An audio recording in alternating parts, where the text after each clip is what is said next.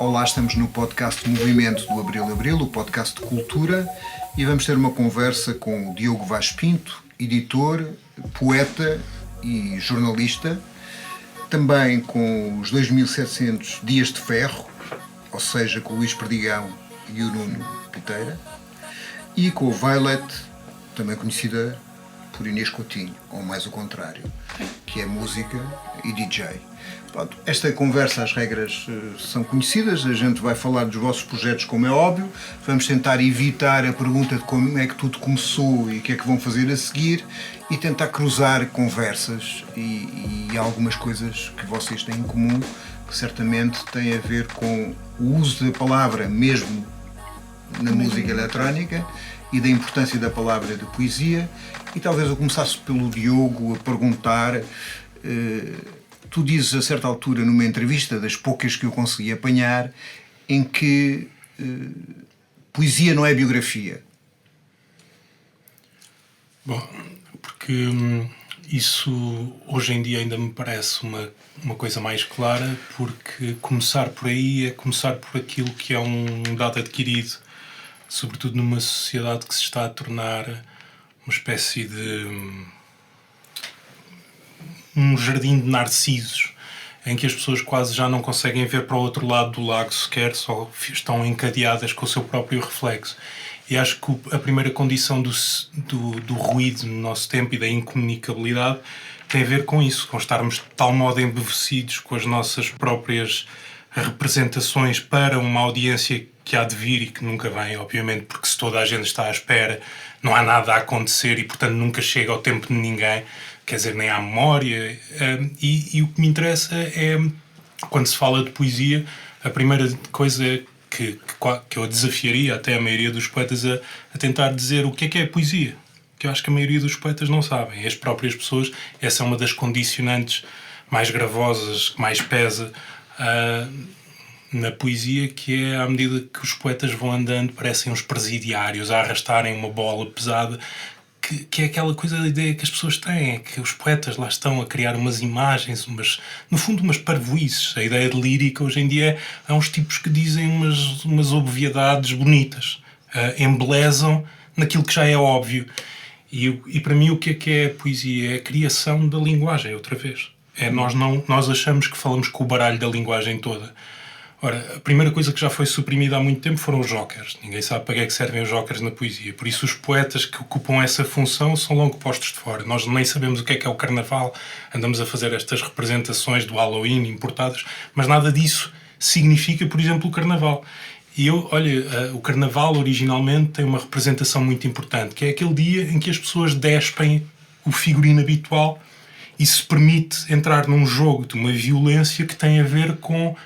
deixarmos por um dia a hipocrisia e dizermos as coisas e o do juiz estar vestido como um palhaço, quer dizer, porque isso às vezes basta para mudar a sociedade de um dia para o outro. Mas a poesia tem ainda essa capacidade, isto é, aquela ideia que é muito repetida, deve ser das poucas que a gente conhece do Platão, que quer pôr os poetas fora da cidade e da polis porque são perigosos. Eles ainda hoje são perigosos? Os poetas são. O problema é que o que aparece como poeta em Portugal é quem é que nós conhecemos como os poetas. É Filipe Leal, é Pedro Mexia. Se nós começarmos aqui a dizer os nomes dos poetas vivos que as pessoas têm a noção que são, aquilo não são poetas, são representações de um teatro parolo, que é aquele que nos é dado representar, que é uma coisa de famílias, não é? Nós temos, em Portugal existe um teatro, que é um teatro de famílias. E são sempre as famílias, é o filho de não sei quem, não sei... A pergunta que se faz aqui em Portugal é filho de algo, filho de alguém. Parece o Faculdade de Direito de Lisboa e os seus professores. Sim, eu andei lá na faculdade e eu via como os miúdos entravam nas coisas e se chamasse Silva ou uma porcaria qualquer, um Pinto. Bom, eu como tenho aqueles Vaz Pinto, há pessoas que me associam, então eles ficavam a olhar para mim a tentar cheirar, não sabiam bem se havia ali um toque de aristocracia, portanto ficavam na dúvida, mas de facto não havia. E eu acho que passei um bocadinho por isso. Mas eu notava, se fosse um Menezes Cordeiro ou um Menezes não sei quê, Leitão, uma coisa desse género, sacrificial para o jogo familiar, estavam todos felizes. mas a partir do momento em que entra o anónimo, não é? O anónimo entra ali e está perdido. Porque em Portugal ninguém consegue criar a condição de si, ninguém consegue entrar no jogo. Nós temos porteiros por todo o lado.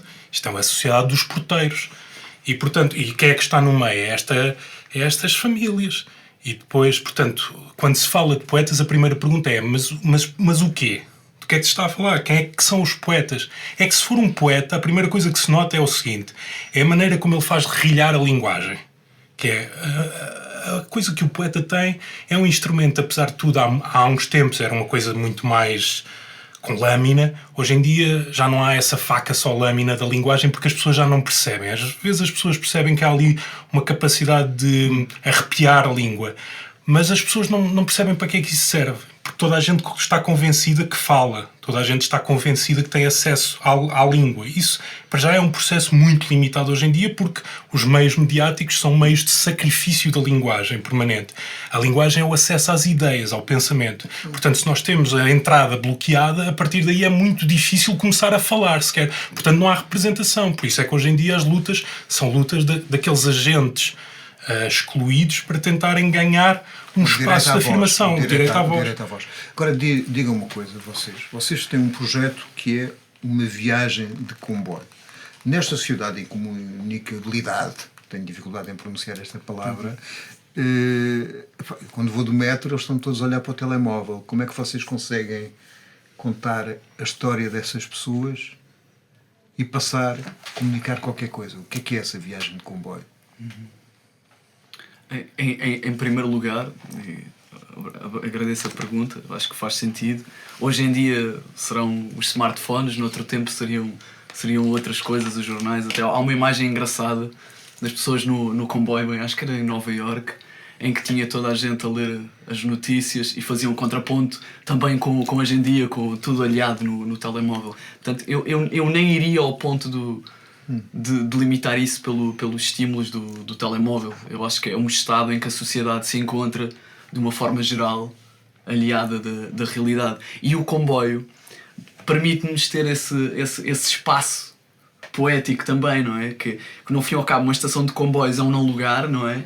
Mas que todas as pessoas que se encontram na plateia do nosso espetáculo, pensamos nós, que em algum momento elas se vão relacionar com aquela vivência de uma viagem de comboio. Todos nós já estivemos nessa posição. Há um X de situações que também nos representam a nós próprios. Nós também somos a sociedade, nós também estamos aliados, nós também somos a pessoa que não dá a moeda ao cego que vai dentro da carruagem. Nós vamos naquele estado de estar... Entramos e vamos sair num destino e estamos ali.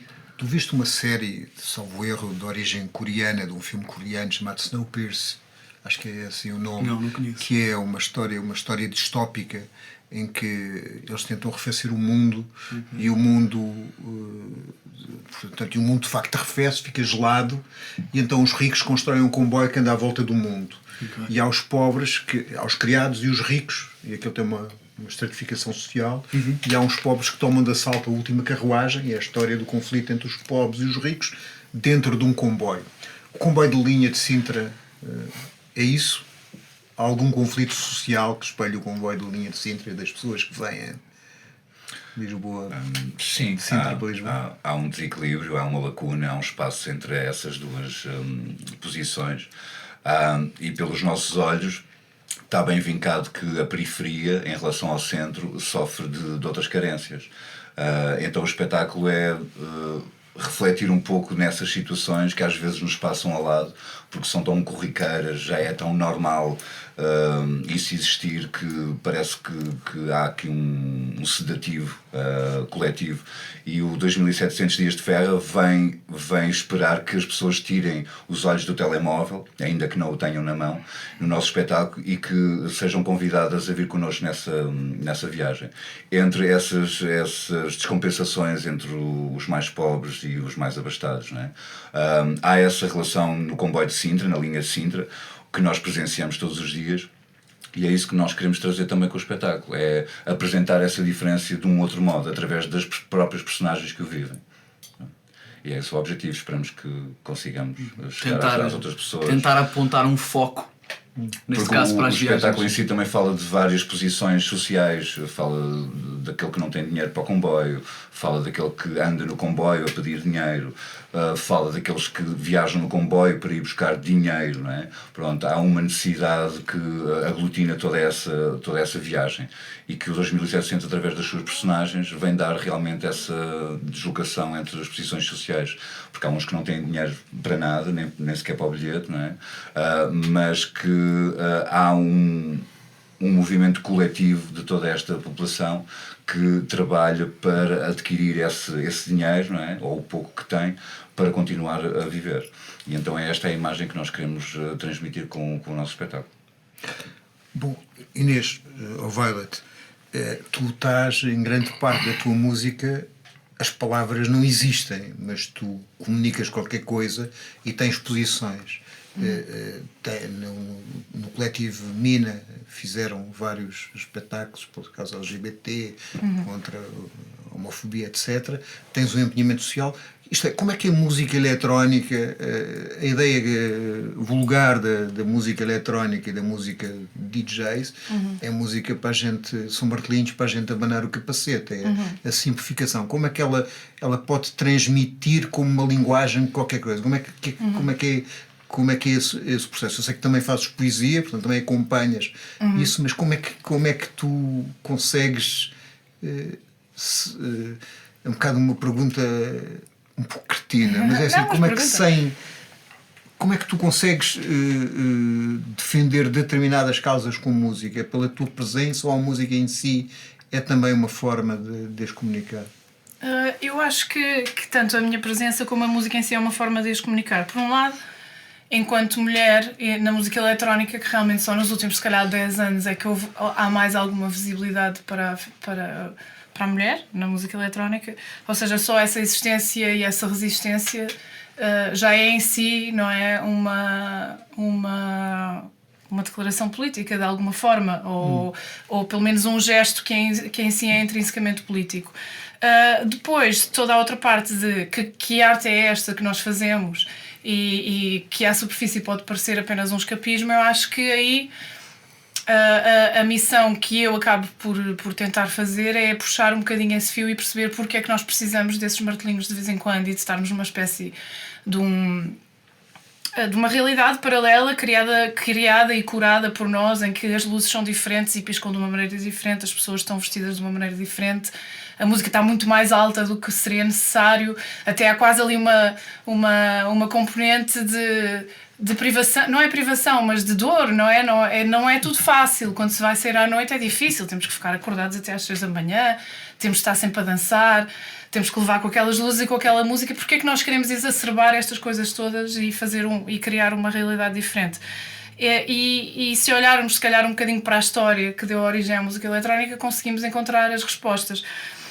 Porque a música eletrónica, este escapismo surge de uma real e material opressão que existia com as comunidades negras e as comunidades LGBT nos Estados Unidos, onde surgiu, muito inspirada também em alguns sons que se faziam na Europa e onde também havia muita experimentação, como Kraftwerk e toda a música baseada em sintetizadores que já começava a brotar nos anos 70.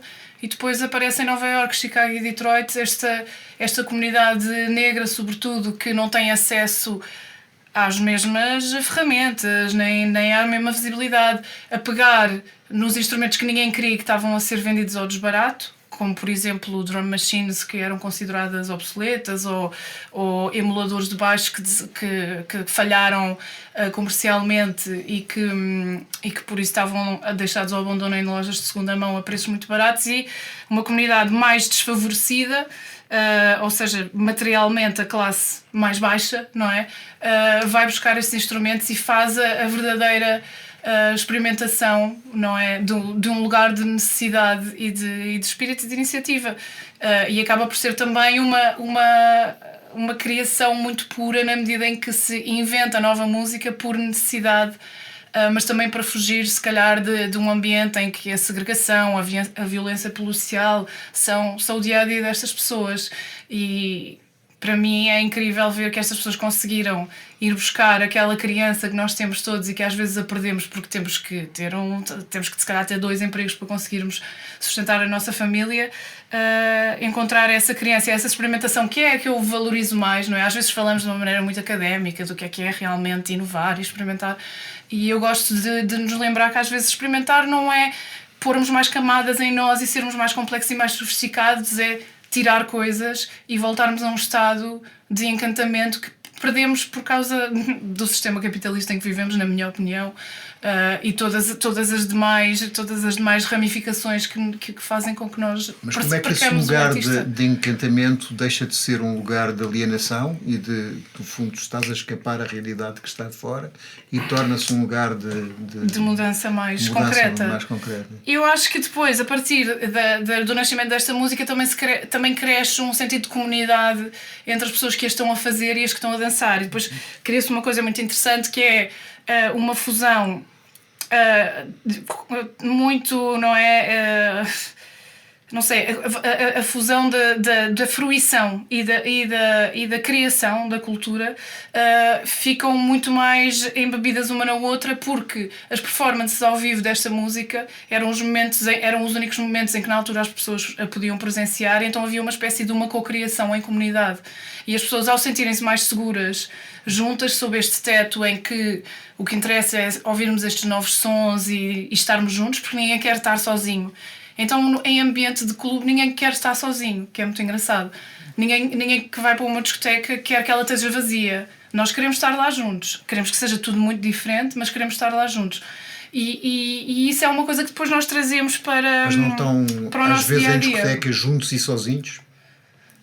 É assim, alguns estarão, não vou negar. Eu acho que há pessoas que usam mesmo a música ou as saídas à noite com objetivos um bocadinho mais de escapismo puro, ou mesmo, sei lá, até tem faces mais glamourosas da música de dança, Ibizas e etc. Mas eu estou a falar de um bocado do materialismo histórico, de como é que isto surgiu. Eu ainda estou a falar daquelas festas muito naives e muito verdadeiras que havia nos anos 80 e que tinham a ver com uma comunidade que se sentia marginalizada e que se ajudavam uns aos outros. E a partir daí são coisas que são levadas também para fora do ambiente de clube e as pessoas começam também a organizar-se politicamente. A comunidade LGBT, por exemplo, teve em Stonewall. Sim. São pessoas que estão ligadas também à música e à performance, e acaba por haver ação política e organização política em torno disso. Como é que eu pessoalmente faço isso? É assim, eu também escrevo e tento, através das minhas ações, mostrar o amor que eu tenho por uma política mais progressista, mais solidária, em que tentamos desconstruir o sistema em que vivemos e construir uma coisa diferente e melhor. Através de quê? De dar exemplos das maneiras em que posso, das comunidades em que estou inserida, de trabalho em conjunto, de lembrarmos que temos uma luta partilhada, e de pronto, providenciarmos e fruirmos a cultura juntos. Depois, claro, através da palavra escrita também posso dar pistas para o que estou a sentir, e também o faço em social media porque eu passo bastante tempo online e a minha atividade online é diária, e lá também transmito muitas opiniões políticas que acabam por transbordar, porque depois eu já tenho uma série de seguidores e vou obtendo até respostas e etc. Diogo, vou dizer uma frase que certamente te vai irritar bastante, ou pelo menos porque é daquelas frases feitas sobre a partir de uma determinada altura deixamos de nos poder encantar, não é? É aquela célebre frase do Adorno sobre a poesia depois de Auschwitz. Ele corrigiu isso. Ele depois retratou-se em relação a isso. Foi um título mal feito para algum jornalista. Curiosamente, agora foi publicado cá o Paul Celan, que é um poeta que está muito, está muito ligado à recepção da obra do Paul Celan, que aliás é muito interessante porque hoje em dia mostra muito a forma da destituição do artista da sua própria obra, quando entram em questão estes esforços académicos, as relações históricas e a perversão, no fundo, da forma como quem conta a história acaba por contar um conto de fadas. Porque no momento que acontece, e o Celan é um exemplo muito interessante, porque O Celan é um gajo que vão buscar os pais dele para o levar para os campos de concentração e ele não estava lá. E depois foi levado também, mas sobreviveu. Ou seja, é um gajo que o resto da vida tem estas duas ausências. Não está lá quando vão buscar os pais. E ele diz num dos poemas: mãe, eles escrevem poemas. Que é um pouco essa coisa, eles fazem estas merdas e o que é que o gajo faz? Ele pega na língua alemã e atira-lhes aquela merda para a boca, com o sentimento daquela perda toda. Isto é um gajo que depois anda em instituições psiquiátricas e que acaba por se matar, tem várias tentativas e não sei o quê, mas a vida dele foi um inferno, foi um calvário e foi o testemunho dessas ausências, porque é aquele remorso do sobrevivente que se fala muito e não sei o quê. Estas questões em relação a se não é possível, é assim, a parte interessante do mundo é que o mundo começa todos os dias é o ponto de partida para alguém, e o que é interessante então é a continuidade, é que histórias é que nós contamos às pessoas, para não virem estes merdas que adulteram de tal modo o discurso que às tantas o Celan fazem-se músicas e não sei o quê, quando o gajo destruiu a música da língua alemã. Aquilo é um processo de remexer a língua alemã até transformar aquilo em cinzas, para transmitir uma coisa que o dilacerou o resto da vida dele até ele se atirar no Sena e morrer. E, portanto, o que é importante é nós fazermos esta transmissão, que deve ser feita essencialmente porque a palavra é um ato íntimo. A palavra, esta união, é um ato íntimo. E o problema é o regime desta mediocracia. É íntimo e ao mesmo tempo é um instrumento de comunicação para o outro, não é? Ela não existe só dentro da tua cabeça. Ela não, mas íntimo, quando eu digo é íntimo na relação, deve estabelecer um estreitamento das nossas relações. Há um sentido de proximidade na palavra. Porque, aliás, o nosso princípio é a voz. A voz esgota-se a partir de uma certa distância. Nós, hoje em dia, estamos aparelhados pela tecnologia que garante que as coisas viajam. Só que o problema aí é o que é que viaja? E a Luísa Neto Jorge tem um poema muito simples em que ela diz: em vez de falar para toda a terra, não sei o quê, prefiro dizer um segredo a um só ouvido. Ou seja, este é o sentido mais coisa, que é o que não se perde é aquilo que pode ser da minha boca para o teu ouvido. Porque aí há um laço que, mesmo que tu não entendas exatamente, o mal entendido está entre nós podemos atravessar essa distância. E a palavra, a poesia, tem sempre a ver com essa travessia, a tradução. Poesia é, sobretudo, um fenómeno, é um estudo dos fenómenos de tradução. Porque entre tu e eu pode haver o mesmo idioma, mas existem circunstâncias diferentes, distâncias, e a partir do momento em que nós começamos a comunicar, nós começamos a estabelecer parâmetros de tradução. Como é que eu vou traduzir isto para ti? Termos uma língua em comum já ajuda. Mas, portanto, por isso é que me irrita, sobretudo, porque eu acho que a relação também do Adorno, que é um aliado, atenção, o Adorno é um gajo ultra interessante e ele e o Celan estavam do mesmo lado, mas eu acho que o Adorno aí estava mais ligado nesta merda. Caraças, tipo, acontecem estas merdas e estes cabrões estão com os violinos a dar música que ajuda a afundar esta merda, percebes? E é essa a diferença. Uma coisa é tocar a coisa para as pessoas não entrarem em pânico, que é importante. Outra coisa é tocar coisa para ajudar a afundar a coisa. Bom, vocês, antes deste projeto, já tinham coisas spoken word. O que é que a palavra, para vocês, acham que as palavras já mudam alguma coisa? Têm... O que é que chegaram a este projeto como? Nós conhecemos-nos em 2017, porque o Nuno Piteira organizava e organiza sessões de Poetry Slam, encontros de Poetry Slam, e foi a partir daí que nos conhecemos. Para quem não está familiarizado com o formato do Poetry Slam, o Poetry Slam foi fundado nos anos 80, por aí, pelo Mark Kelly Smith em Chicago, num bar, Tavern Mill. E é interessante o método que ele criou, né? Acima de tudo é um formato de escuta, em que ele organizava noites de poesia nesse bar, no Tavern Mill, em Chicago, e ninguém escutava, estava tudo a conversar, a beber copos, e ninguém estava lá para ouvir a poesia. Então ele pensou: como é que eu vou deturpar isto? Estas mentes humanas que vêm para aqui falar enquanto estão a dizer poesia, já sei, vou transformar isto numa competição. O que é que acontecia? Como havia a competição, as pessoas levavam os amigos a pessoa ia dizer poesia e não sei o quê, então estava tudo calado porque queriam ouvir o outro e levavam os seus amigos para apoiar e não sei o quê. Mas este formato da competição, esta perversão aqui no fim e ao cabo, é uma desculpa. É uma desculpa para ouvirmos poesia, porque não dá para pontuar, obviamente não dá para pontuar poesia, não dá para pontuar sentimentos, mas é um momento de escuta para ouvirmos em 3 minutos, porque o Poetry Slam depois tem algumas regras, não é? Toda a competição depois arranja aqui este formato e estas regras, que são 3 minutos para dizer um poema, tempo máximo, poesia autoral, a pessoa tem que ter escrito, e não pode existir nenhum elemento cénico.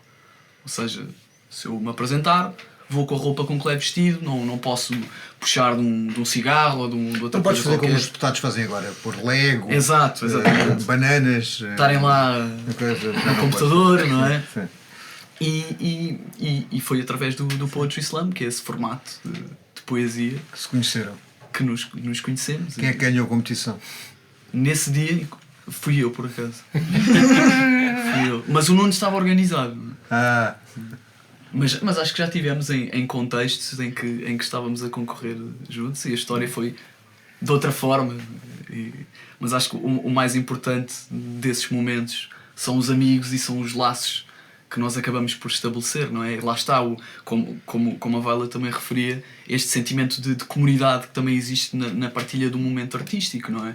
E as pessoas que se conhecem, não é? E passam...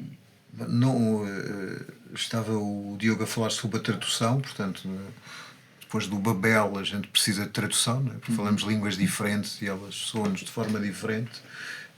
Voltando para os tempos bíblicos, quer dizer, o princípio é o verbo. Tu achas que há palavras que, bem ditas no momento, podem alterar a vida das outras pessoas? Eu creio que sim. Não acredito porque não conheço tudo, mas creio que sim. Creio que no momento certo, na altura certa, pode existir as condições para uma mudança drástica. Isto dizer que através, e neste caso da tradução, quando conseguimos traduzir o que o outro quer dizer, ou o outro, quando está a dizer, sente-se traduzido, fica ligado a alguma coisa, esse aspecto coletivo em que depois vamos desaguar, em que se houver mal-entendidos que seja entre nós e que possamos nós deslindrar o melhor caminho para isso. Então a palavra não só marca aqui um chamamento, não é? Para juntar as pessoas, mas depois da palavra existir, o que é que fica? Neste caso é a amizade entre as pessoas relacionam-se umas com as outras, já quando a palavra já não está como primeiro plano, mas continua sempre subjacente. E é através das palavras que a mim aconteceu, que foram a partir delas que eu transformei alguns aspectos da minha vida a nível fulcral, nomeadamente ter conhecido depois o Luís e termos levado depois este projeto à frente. E isto tudo a partir de palavras, isto tudo a partir de imagens que cada um tem dentro dele, não é? Que vai traduzindo as próprias sensações e emoções que tem para uma linguagem artificial que é a escrita e depois consiga desaguar para os outros que o escutam a ver essa nova realidade. Para mim, neste caso, a meu ver, creio que isso é possível e temos vários exemplos nos nossos encontros de poesia que as pessoas podem ser transformadas através da palavra. Mas é uma transformação que elas próprias escolheram. Não é porque a palavra as mudou, é porque elas resolveram que isso era o suficiente para haver uma mudança. Então é dar também um bocadinho, a meu ver, o poder à própria pessoa de imaginar que pode ser diferente. E essa imaginação é também já uma tradução daquilo que pode ser uma realidade nova. E então é esse trabalho que não é de propósito, mas que as próprias pessoas desenvolvem essa mesa, esse ponto de encontro à volta da palavra e que há umas, nem todas, mas aos poucos, eu creio que são todas, mudam um bocadinho que seja. Nem que seja uma alteração nessa trajetória, a longo prazo já vai dar um resultado completamente diferente. Pronto, isto porque eu também estou ligado muito à palavra, mas também sei que a palavra tem o seu próprio limite e que depois as pessoas é que podem tomar esse limite como uma nova aproximação, um novo terreno, uma nova paisagem, uma nova vivência, né? Uma nova maneira de perceber a própria realidade. Isto aconteceu a mim através das palavras. Tomara que os outros, quando estão a escutar, também ouçam essa mudança, né? Que haja aqui um objeto coletivo que a gente possa construir ao mesmo tempo. Isto na minha cabeça, né? Violet, Vocês interrompam-se e façam perguntas uns aos outros, que me deixam no desemprego, que tem uma grande vantagem, mas que também, se calhar, aqui a conversa ganhava outra coisa. Tu antes deste projeto, tiveste um projeto de hip-hop. Com a Maria, que está Com a Maria. aqui também. Maria está presente aqui por causa de Racor. Está presente, podes falar, Maria, se quiseres. Olá! E esse projeto de hip-hop normalmente tem palavras, não é? E abdicaste delas. Porque é ser muito diferente, não é? O hip-hop. Sim, e a música eletrónica, que é sobretudo instrumental. Eu acho que não abdiquei delas porque eu continuei a escrever e escrevo de outras formas. Tenho planos também de voltar a cantar um pouco mais com a Maria. E mesmo no meu último álbum, no Transparências, há uma música que é com palavra. Pronto, e no meu outro álbum, Made of Roses, também tem uma com letra em que eu canto e etc. E nos teus lives também. E nos meus lives, exato, onde leio poesia em cima dos meus instrumentais. Eu acho que esse casamento continua a existir entre a música e a palavra. Depois, se calhar, sob uma lente em que eu comecei a fazer tanta coisa fora da criação musical, mas ligada, não é, a criar uma efervescência no panorama musical, que também a ação fez aqui um bocadinho ponto com a palavra, e eu acho que a palavra assim muda vidas e inspira-nos, sobretudo, não é? Nós ouvimos certas palavras e ficamos a pensar nelas e podemos mudar coisas por ouvirmos certas palavras, mas essa mudança também só se fecha e só é consumada com a ação.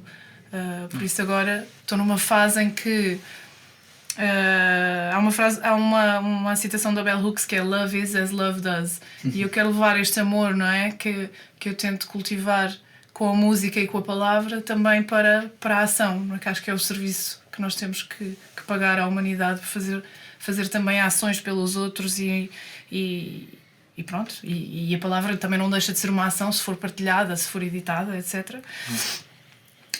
Mas sinto que agora estou a fechar este círculo também com a ação, com o trabalho comunitário, com a produção cultural, trabalho chato, lidar com bancos, com câmaras municipais, com a DG Artes, etc.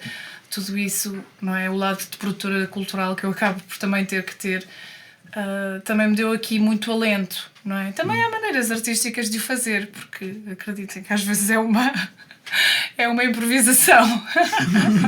Fazer certas candidaturas, por exemplo, ou preencher certos papéis para a Segurança Social. Por isso acho que a palavra continua do meu lado, mas se calhar não diria que é a minha ferramenta principal. E estou mais enferrujada com a palavra. Isto é, ambas precisam que alguém a escute, não é? Porque falar é falar, mas se não houver escuta não aconteceu nada, não é? Sim. Foi um som que andou no ar, não é? Mas funciona em níveis diferentes. A tua música, supostamente, eu não confesso que percebo muito pouco de música, apesar de ter andado no conservatório, percebo muito pouco de música e apenas de consumidor, mas quer dizer, supostamente é uma comunicação que se faz a um outro nível, não? Sim, acaba por ser uma comunicação mais sensorial, não é? Os professores de música, quando estão a ensinar, por exemplo, acordes, e ensinam, olha, este tem mais uma vibração mais de terror quase, este aqui é a tristeza, um acorde menor, um acorde maior é a abertura, a alegria, a celebração. E também se transmitem... Havia um estudo sobre a Marselhesa tocada por governos de direita e governos de esquerda. E a Marselhesa por governos de direita era mais lenta, ficava a passo de ganso. E a Marselhesa por governo de esquerda acelerava, ficava aí revolucionário. Portanto, a mesma música podia ter dois significados diferentes. Já para não falar do hino da alegria do Beethoven, que dava para os nazis, para a comunidade europeia, para... Sim, o andamento da música influencia muito também o que é que ela comunica, não é? Sim. E isso também é uma coisa com que podemos muito trabalhar enquanto produtores de música. A composição é total, não é? Porque nós não só decidimos que notas musicais vão ser tocadas, como por que instrumento, vamos moldar cada instrumento um a um, vamos decidir com que tempo é que ele está a acontecer, vamos aplicar efeitos nós mesmos, ou seja, acaba por ser uma orquestração mesmo de muitas camadas.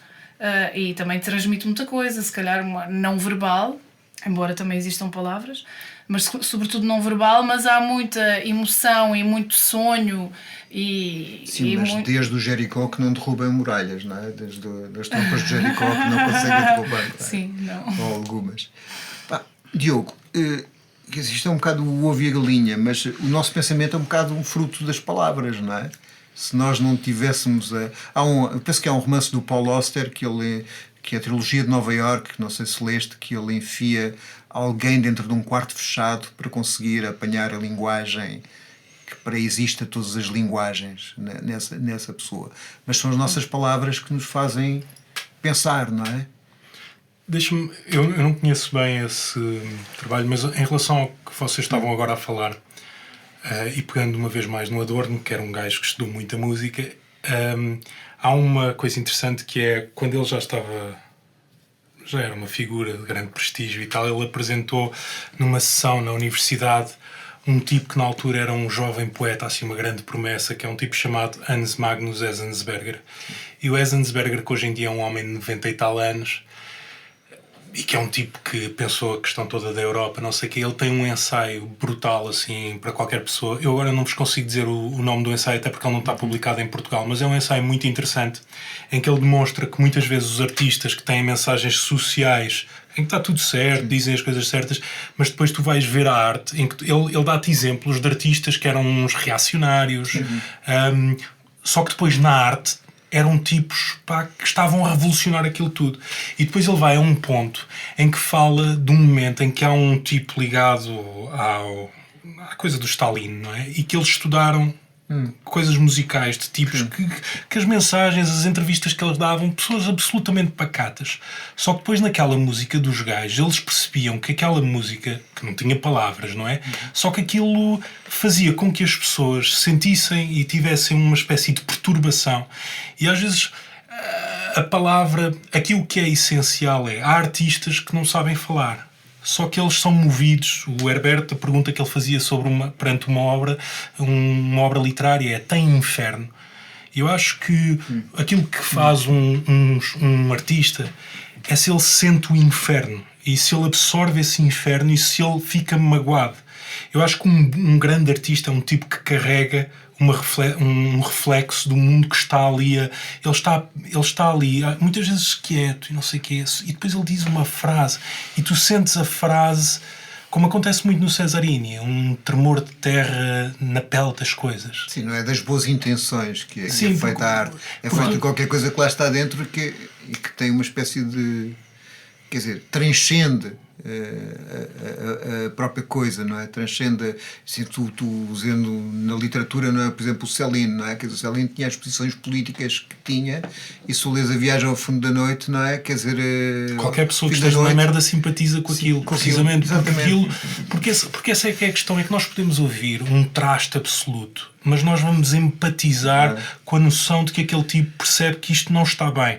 E às vezes nós não nos sabemos exprimir. É como olhar para um cão a quem deram muita porrada. Nós percebemos que aquele cão percebe que isto está mal. E ele sabe. E isto é o que nos une. Ser animal é ser sensível às coisas. E um animal maltratado, ele tem lá dentro a noção de que isto não está bem. E se nós não começarmos a questão, e porque é que hoje em dia o mediatismo é tão perigoso? Porque afasta estes cães. O mediatismo hoje em dia é uma maneira de correr com os cães, é instalar. Nós temos a cidade e à volta da cidade temos uma cintura de canis. E nós somos, de uma maneira ou de outra, estamos todos enfiados nesses canis. E depois é esta coisa que nós percebemos que hoje em dia os pobres votam na direita. Ou votam em coisas que são à direita, com outro marketing. E, portanto, é esta destituição do teu próprio lugar, quando as pessoas já nem percebem que estão a funcionar contra si. E, portanto, eu acho que aí é muito importante também não entrarmos naquela questão das hierarquias, ou dizer que tem que ser pela palavra, ou tem que ser não sei o quê. O que se percebe claramente é que os tipos que são perturbadores encontram uma maneira de exprimir. E por isso... Tu consegues sentir o que é verdade e o que não é verdade. Sim, e se não for desadequado para mim, posso intervir? Claro. Eu queria dizer algumas coisas. Força. Já que aqui estou. Algumas. Uma delas foi que, por exemplo, durante a pandemia, enquanto estávamos todos fechados em casa, uma das coisas que a Inês não referiu, mas que nós fizemos juntas com outras pessoas, foi um grupo de escrita criativa. E foi interessante que a maior parte das vezes acabava em poesia. Não sei bem como, provavelmente pela nossa necessidade de expressar alguma coisa grande. E para mim foi super transformador. Eu acredito também no poder transformador da palavra, mas acima de tudo, acho que, por exemplo, aí recorremos à palavra porque não podíamos recorrer uns aos outros, não é? E acho que a palavra, tal como a música, sem palavra, tal como a arte, os quadros, a poesia, tudo, é comunicação, não é? Quer dizer, e tudo o que é comunicação, acho que o interesse é ligar-nos uns aos outros. E às vezes eu olho para um quadro e choro. E ele não está a falar comigo, eu não estou a falar com ele, eu não sou assim tão maluca. Se não for o menino da lágrima, não é. Não é o menino da lágrima, ok? Isso só me aconteceu com outros quadros. Não foi o menino da lágrima. Just to get it straight.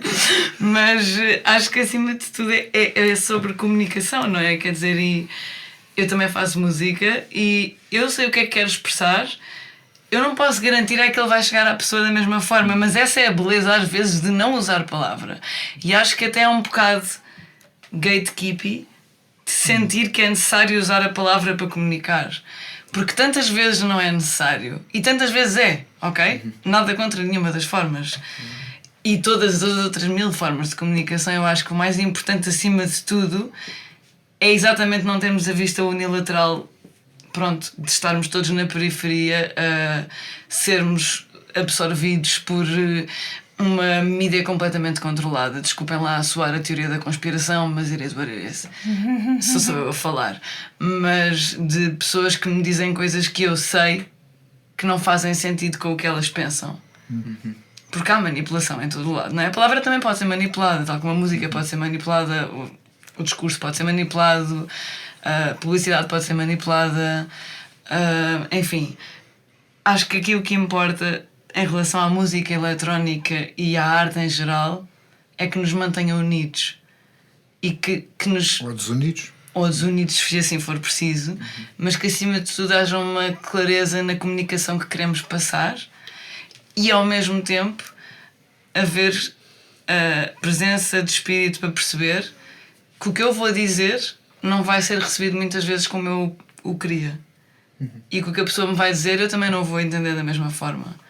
Ou se calhar vou. Não é despida de ruído, a comunicação Claro, verbal faz parte. também, não é? Exato. E a não verbal também. Exato. Mas também já e é um tudo milagre. comunica, por assim dizer, não mas querendo também já soar é um- uhu, Mas tudo também já é um comunica. milagre, não é? Porque a arte começou por ser uma coisa paga pelos príncipes, não é? Uma espécie Exato. de lixo dos príncipes. Exato. Depois passou a ser uma coisa paga pelo mercado, não é? Até com o urinol pode ser uma coisa, Claro. um objeto artístico. E mesmo assim, de vez em quando, apesar do Goya desenhar os reis e as rainhas, olhávamos para a cara deles e eles tinham cara de parvos, não é? Portanto, Claro. não ascendiam a encomenda, não é? Quer dizer, um gajo conseguir fazer de uma coisa que é encomendada uma coisa que não está na encomenda, é preciso ser muito bom, não é? Ter essa, Nem até que essa ponto é que há capacidade. uma grande diferença entre um livro de poesia e se calhar uma dissertação numa descrição do Instagram. Mas isso não... Eu não vejo grande diferença, honestamente, porque eu acho que tudo pá, são mas é porque- sentimentos. Sim, Depende mas- só de onde a pessoa vem e o que é mas que a tu não pessoa achas quer que- transmitir. Tu não achas que no Instagram os sentimentos estão... Estavas na teoria da conspiração. Os Tava. sentimentos são controlados pelo algoritmo, não é? É tudo igual, não é? Não, porque, por exemplo, é engraçado quando eu, e acho que a Inês também deve sentir o mesmo, quando há um grande discurso da nossa parte, não há engagement nenhum. Porque o algoritmo não lhe interessa isso. Não é? Mas isso não quer dizer que o que a pessoa não está a escrever não seja poesia, não seja palavra, não seja mensagem, não seja carinho. Claro que pode não ser também, mas pode ser também. Tudo é e nada é, ok? Eu sei que estou a dizer coisas completamente ilógicas, mas o meu ponto era só que tudo comunica, não é? E eu acho que a necessidade de comunicarmos e de haver uma ligação na arte acaba por estar muito premente em todas as artes de que estamos a falar. Por alguma coisa nós lançamos a nossa poesia, lançamos a nossa música. Exato. Nós queremos partilhá-la, nós queremos que essa mensagem, com ou sem ruído, imperfeito ou não, Chega ao outro. Chega ao próprio outro, spoken e o word outro tem é- isso, não é? Tem um feedback quase instantâneo. E por isso é que tu não queres o clube vazio. Por isso é que tu não queres o clube vazio. Ou seja, o outro é mesmo muito importante. Eu gosto de desconstruir a imagem daquele artista torturado que está numa casinha na montanha, que não liga, que não fala com ninguém, nem quer lançar as minhas coisas. Não. Eu acho que a arte verdadeira quer mesmo ver a luz do dia. Essa é que é a arte. Porque a arte tem que ser generosa. Tem? Deve. Talvez tenha que ser generosa mesmo ao tirar. Neste caso, tirar camadas das pessoas, né? Pois. E pode ser através de um ato violento, como se estava a referir há bocadinho, de dar a conhecer esse inferno. E então é uma coisa generosa, pode não ser uma experiência assim tão agradável, cor-de-rosa, mas que vai dar frutos. Né? E creio que, como estavas a dizer, que tudo é comunicação, e são várias ferramentas que nós temos ao dispor para comunicar com os demais.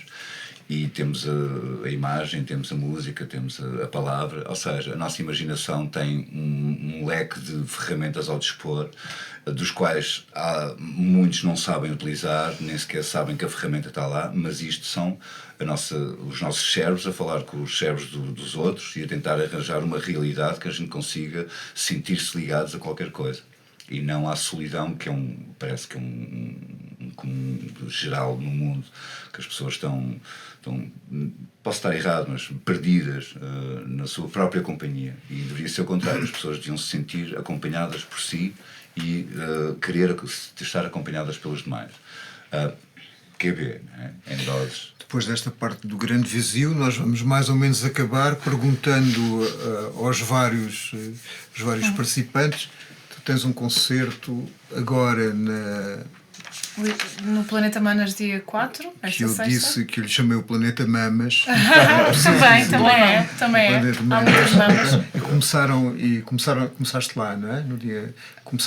O teu trabalho começou lá, disseste-me. No Planeta Manas. Não, mas é um espaço que eu comecei com um grupo de amigos, que é um espaço cultural no Prior Velho, e é aí que vai acontecer essa performance. É uma associação cultural, no fundo. Aqui, um bocadinho aqui como a bota. E dia 19, Lisboa ao vivo. Pronto, são assim as vezes que eu vou estar em Lisboa este mês. E vocês, quando é que estão? Aqui no Bota, dia 11 de novembro, às 21 horas. Será a última vez que vamos fazer a performance este ano. E deixamos é o uma convite. sexta-feira, não é? É uma sexta-feira. Ficam convidados para assistir a 2700 dias de ferro. Quando é que é? Sexta-feira. 11 de 11. 11 do 11. Tu, em princípio, não tens um livro a sair já, mas como és editor, podes usar este tempo de antena para partilhar. O que é que tu achas de interessante? Olha, por acaso, curiosamente, agora estou a editar o segundo livro de um autor que eu vos recomendo que leiam, que é um tipo incrível que se chama Manuel Bivar, e que o primeiro livro dele é muito difícil resumidamente contar-vos, mas é um livro que vocês vão sentir como uma coisa que vem mesmo das vísceras da vossa geração, porque é um livro chamado A Charca.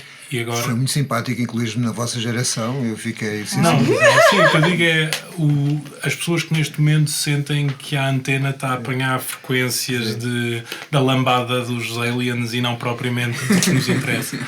E este livro é um corte violentíssimo, que obviamente ninguém nos meios mediáticos fala dele, apesar de já ir na segunda edição, mas eu vou por acaso editar agora um segundo livro dele. Que também é um livro que, quando ele, por exemplo, me enviou, o medo dele é se íamos ser processados. E eu até acho que não vamos, mas é um livro que vai sair agora. E que é isso, é esta diferença das pessoas que começam a aparecer algumas que não estão, que querem chatear, querem mais do que provocar, e acho que essa é a mudança que eu acho que vai começar a acontecer, vão começar a comer os domadores. E este livro, O Leão Come o Domador. Eu acho que isso é bom para um circo. É sempre um bom princípio. Portanto, Luís, Nuno, Inês, Diogo e Maria, muito obrigado pela participação e voltamos para a semana. Obrigado.